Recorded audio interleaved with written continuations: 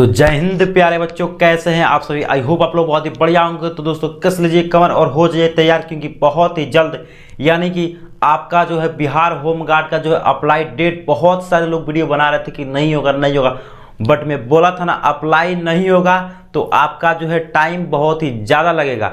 और फाइनली वही हुआ कि आपका जो है अप्लाई डेट आ चुका है। अब आपका जो फिजिकल 1 अप्रैल से नहीं होगा, क्योंकि 16 अप्रैल तक जो है आपका फॉर्म अप्लाई होगा। मैं आपको बता दूं अप्लाई कब से होने वाला है। देखिए ऑफिशियल नोटिफिकेशन भी मैं आपको यहाँ पे स्क्रीन पे शो कर दूंगा, ठीक है ना। फिलहाल आपका जो है मार्च यानी कि कितना मार्च कितना 27 मार्च से आपका अप्लाई होगा। और यही जो है अप्रैल 16 तक आपका क्या होगा, ये अप्लाई चलने वाला है। तो मैंने आपसे बोला था ना कि अगर ये अप्लाई होगा तो आपको ये 15 अप्रैल तक ये जाएगा। ये पूरी गारंटी दिया था मैं आपको कि अगर अप्लाई होगा तो जाएगा, अन्यथा अप्लाई नहीं होगा तो कोई दिक्कत नहीं है। बट देख लीजिए फाइनली वही हुआ कि मैंने आपसे बोला था, वही हुआ, ठीक है, कि अप्लाई डेट आया और 16 अप्रैल तक चला गया। अब देखिए 16 अप्रैल तक चला गया, ये कहाँ तक जाएगा। और हाँ, इस अप्लाई करते समय आपको कौन कौन से डॉक्यूमेंट को ध्यान रखना है, ठीक ना। आपके पास कौन कौन सा वे दस्तावेज होने चाहिए, ऑफिशियल नोटिफिकेशन उसके लिए भी जारी किया गया है कि आपके पास कौन सा जो है ये डॉक्यूमेंट होनी चाहिए। तो मैं आपको स्क्रीन पर चलता हूं, सारे डॉक्यूमेंट को बताता हूं जो ऑफिशियल नोटिफिकेशन, उस ऑफिशियल नोटिफिकेशन के थ्रू ही मैं आपको सारी चीज़ें गाइड करूँगा कौन कौन से आपको डॉक्यूमेंट रखना है, ताकि आपको जो कोई भी गलतियों का सामना नहीं करना पड़े और आपका अप्लाई बिल्कुल ही सही तरीके से हो जाएगा। चलिए मैं चलता हूँ, आपके स्क्रीन पर सारी चीज़ें बताता हूँ। तो देखिए दोस्तों, यहाँ पे जो है आपका 27 मार्च से ही आपका अप्लाई होने वाला है। तो उसमें नया नोटिस में क्या कौन कौन सा डॉक्यूमेंट बताया गया है। तो देखिए विज्ञापन संख्या इतना से इतना में के तहत गृह रक्षकों यानी कि गृह रक्षकों जो है आपका होमगार्ड को ही बोला गया है, ठीक है, कि स्वच्छ नामांकन हेतु आवेदित सभी अभ्यर्थियों को सूचित किया जाता है कि उपरोक्त निर्धारित तिथि को, यानी जब से निर्धारित किया गया तिथि, प्रशिक्षक संस्थान बिहार गृह रक्षा वाहिनी भी उसी को बोला जाता है, ठीक ना, आनंदपुर विहटा पटना में अवस्थित मैदान के शैक्षिक योग्यता प्रमाण पत्र। ये जो है आपको शैक्षणिक योग्यता प्रमाण पत्र बोले तो आपको जो है अपना 10th और 12th का मार्कशीट। देखिए ये जो है 12th पास पर ही वैकेंसी है, यहाँ पे 10th पास वाले फॉर्म अप्लाई नहीं कर सकते, इस बात को ध्यान में रखिएगा। बट आपको यहाँ पे जो है प्रमाण पत्र जो होगा ना, योग्यता प्रमाण पत्र, यानी कि जो है आप अपना 12th का यहाँ पे मार्कशीट लेकर के जाना है। उसके बाद आपको जाति प्रमाण पत्र, देखिए जाति प्रमाण पत्र में अगर आप ओबीसी कैटेगरी के हैं, ठीक है, तो आपको यहाँ पे एनसीएल बनवाना अति आवश्यक है। एनसीएल सर्टिफिकेट बनवा लीजिएगा। एनसीएल सर्टिफिकेट जो है वो ओबीसी जैसे कि ईबीसी होगा और बीसी दोनों ही लोग जो है ओबीसी के अंतर्गत आते हैं। तो आपको यहाँ पे एनसीएल सर्टिफिकेट बनवा लेना है, ठीक है। और एनसीएल सर्टिफिकेट देखिए ऑनलाइन करते समय आप जो है अपने जाति प्रमाण पत्र के थ्रू भी आप ऑनलाइन कर सकते हैं। बट अगर आप जो है जब वहाँ पे सिलेक्शन लेने जाइएगा फिजिकल के समय, तो आपको ही देखिए एनसीएल सर्टिफिकेट जो है लगेगा ही लगेगा, इस बात को भी आप ध्यान में रखिएगा, ठीक है। अब बात करते हैं कि आपको जो है आगे कौन सा डॉक्यूमेंट मांगा गया है।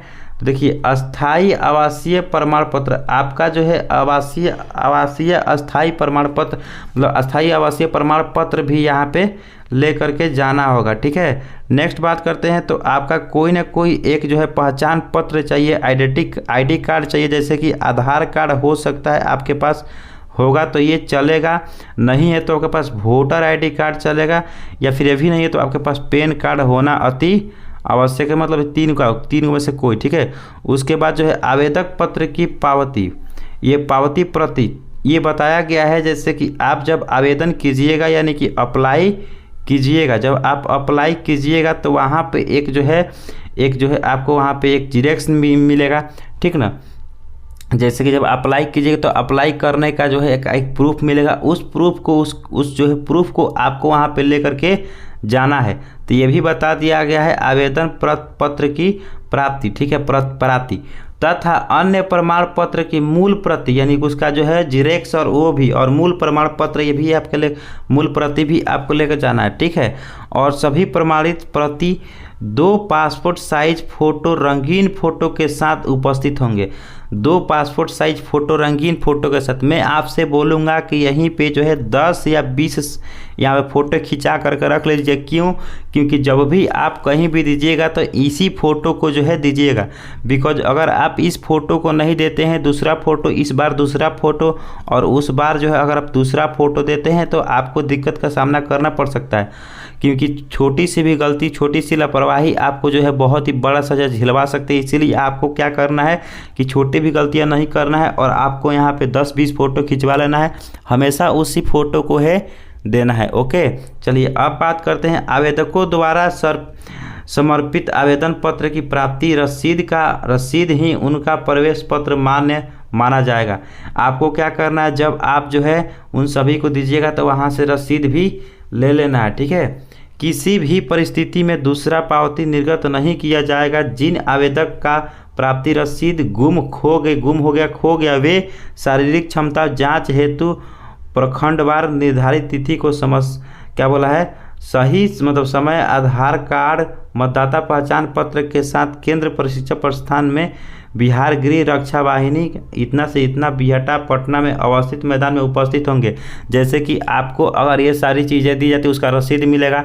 अगर आप ऑनलाइन करते हैं रसीद मिलेगा। रसीद अगर आपको गुम हो जाता है तो आप अपना पहचान पत्र, बोले तो पैन कार्ड या फिर आपको जो है आधार कार्ड के साथ, ये बोला गया आधार कार्ड के साथ मतदाता पहचान पत्र, वोटर आईडी के साथ ही आपको क्या करना है, वहाँ पे बिहटा पटना में अवस्थित मैदान में उपस्थित हो जाना है। स्वच्छ नामांकन हेतु अभ्यर्थी की शारीरिक योग्यता, शैक्षणिक अर्हता, शारीरिक क्षमता मतलब फिजिकल की बात करें, मापदंड, चिकित्सीय परीक्षा, अन्य प्रक्रियाओं का निरूपण विज्ञापन संख्या इतना से इतना पर अनुरूप से होगा। ठीक है, तो ये चीज़ें और बाकी अगर आप इससे वेबसाइट से चेक करना चाहते हैं तो यहाँ पर जा करके जो है प्रकाशित कर दिया जाएगा। आपको जो है चेक यहाँ से कर सकते हैं। ठीक है, तो आई होप आपको पूरी तरह से समझ में आ गया, पूरा तरह से समझ में आया है तो वीडियो को लाइक कीजिएगा और दोस्तों में ज़रूर ही इसको शेयर कीजिए। मिलते हैं अगले वीडियो से अलग टॉपिक के साथ, तब तक के लिए जय हिंद, वंदे मातरम।